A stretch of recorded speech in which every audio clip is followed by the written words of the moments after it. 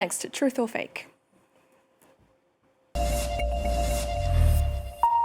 And for that, I'm joined here in the studio by Catalina Marchand de Abreu. In today's edition, new revelations released by The Atlantic show specific Trump administration war plans on the group chat. Tell us more.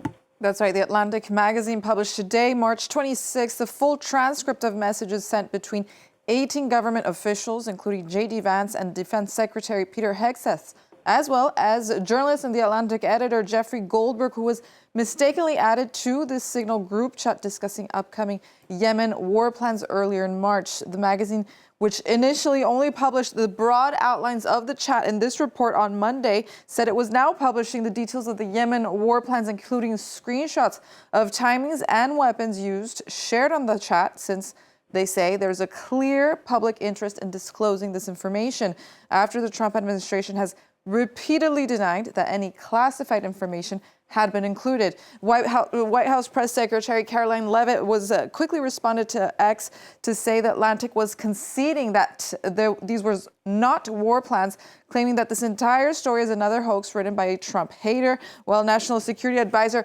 Mike Waltz claimed on X that no locations, no sources, and methods were shared, hence no war plans, while President Donald Trump also continues to downplay the significance of the messages that were shared, labeling it as a minor glitch, further claiming that none of it was classified information.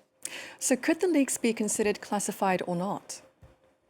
Well, top Trump officials continue to claim that no sensitive information was shared. NBC reports that in an exchange with Senator Mark Kelly, U.S. intelligence officer Tulsi Gabbard specifically said that she did not remember having discussed specific weapons, targets, or timings. However, the Atlantic's new revelations actually reveal quite the contrary. The Atlantic top editor Jeffrey Goldberg was added to this group chat right here called Houthi PC Small Group with 18 top official members, top government officials, including himself. The strikes being discussed in this group chat against Houthi targets in Yemen eventually took place on March 15th, while he was added on this group chat on March 13th, where The Atlantic reports that Pete Hegseth sent precise information about weapons, packages, targets, and timings. In this screenshot, we see Pete Hegseth's text, who shares plans in extraordinary detail, according to The Atlantic.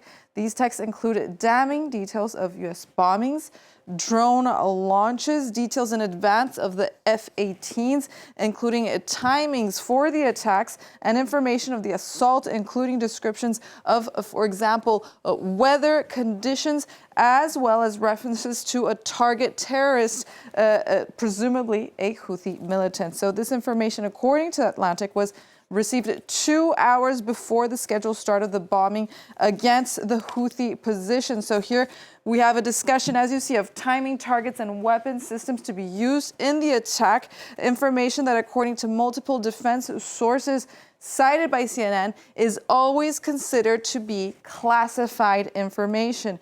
You might ask why? Because of the potential risk to U.S. service members' lives if these plans were revealed prematurely. Who The Atlantic editor-in-chief Jeffrey Goldberg says if this information, in particular, the exact times the American aircrafts were taking off for Yemen, had fallen in wrong hands, hostile hands, in this crucial 2-hour period, American pilots or personnel could have been exposed to a greater danger than they ordinarily would face. So, Catalina, explain to us what Signal is, this messaging app used by the Trump administration officials to discuss these war plans. Is it safe? Well, Trump administration officials are coming under fire for using the Signal messaging app to discuss sensitive military information, as experts cited by The Atlantic in this article have repeatedly said that the use of a Signal chat for such sensitive military information pose a threat to national security.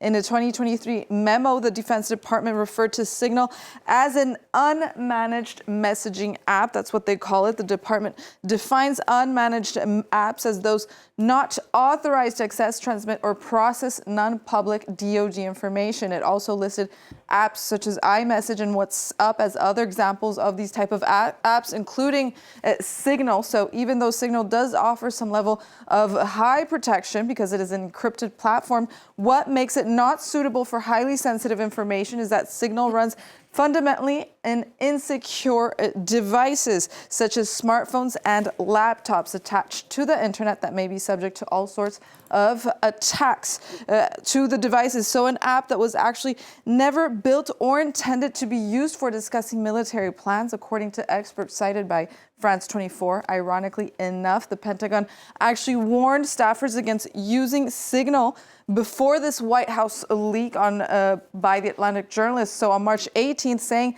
that Russian hackers could access these messages on this app, as this app used to share highly sensitive information between government officials. The way they did it, according to experts cited by the Washington Post, the way they did it, the way they communicated, and the apparent leak may have violated federal laws.